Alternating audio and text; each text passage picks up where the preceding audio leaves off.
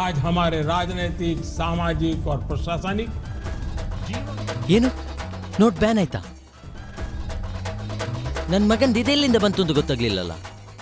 Mostly black ಇರ್ಬೋದು. ಮೊದಲು ಇದನ್ನು ವೈಟ್ ಮಾಡೋಣ. ಬೆಳಿಗ್ಗೆ ಶುರು ಆಗುತ್ತೆ ಮನೇಲಿ ಕೆಲ್ಸಕ್ಕೆ ಹೋಗು ಅಂತ ಕಾಟ. ಹೋಗ್ಬೋದಲ್ವಾ? ಒಂದು ಡೀಲ್ ಇದೆ, 1 ಕೋಟಿ ಬ್ಲ್ಯಾಕ್ ಮನಿ, ಅದನ್ನು ವೈಟ್ ಮಾಡಿ ಕೊಡಬೇಕು. ಅದ್ರಲ್ಲಿ ನಮಗೆ ಇಲ್ಲ ಲಾಭ.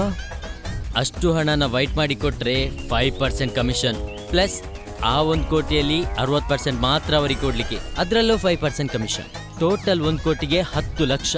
ಲೈಫ್ ಸೆಟ್ಲ್ ಆಗಿಬಿಡುತ್ತೆ. ನಾಳೆ ಡೀಲ್. ನೀನು ಬರ್ತೀಯಾ? ನಾನಿಲ್ಲಪ್ಪ. ಸರಿ ಬಿಡು.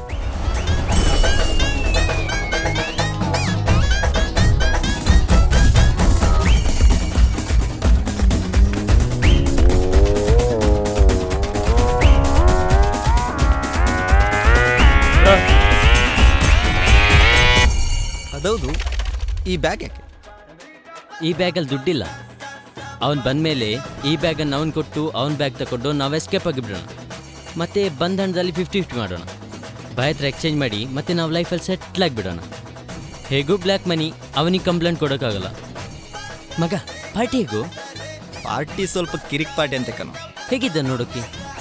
ನೋಡೋಕ್ಕೆ ಗೋಧಿ ಬಣ್ಣ, ಸಾಧಾರಣ ಮೈಕಟ್ಟು. ಜಾಗ ಇದೆನಾ? ವಾಸ್ತು ನೋಡಿದ್ಯಾ?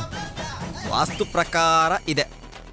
ಅಂದರೆ ಉಳಿದವರು ಕಂಡಂತೆ ಹೇಳೋದಾದ್ರೆ ಸಿಂಪಲ್ ಆಗಿದೆ. ಮಗ ಎಲ್ಲೋ ಇದ್ದಾನೆ ಪಾರ್ಟಿ?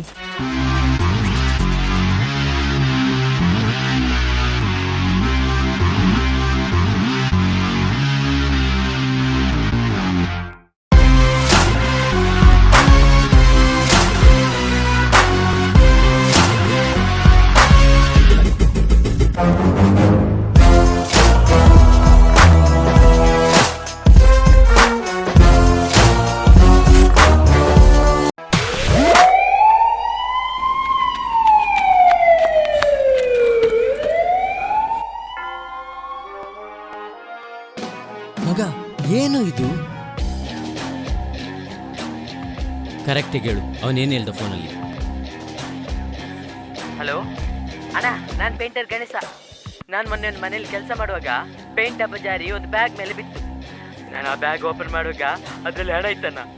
ನಾನು ಹೆದರಿಕೆಯಿಂದ ಅದನ್ನು ಇಟ್ಕೊಂಡು ಬಂದೆ. ಈಗ ನನ್ನ ಹತ್ರ ಒಂದು ಬ್ಯಾಗ್ ಫುಲ್ ಬ್ಲ್ಯಾಕ್ ಇದೆ ಅಣ್ಣ. ಅದನ್ನು ವೆಯ್ಟ್ ಮಾಡಿ ಕೊಡ್ಬೋದಾ? ಕಮಿಷನ್ ಎಷ್ಟು ಬೇಕಾದ್ರೂ ಕೊಡ್ವಾ?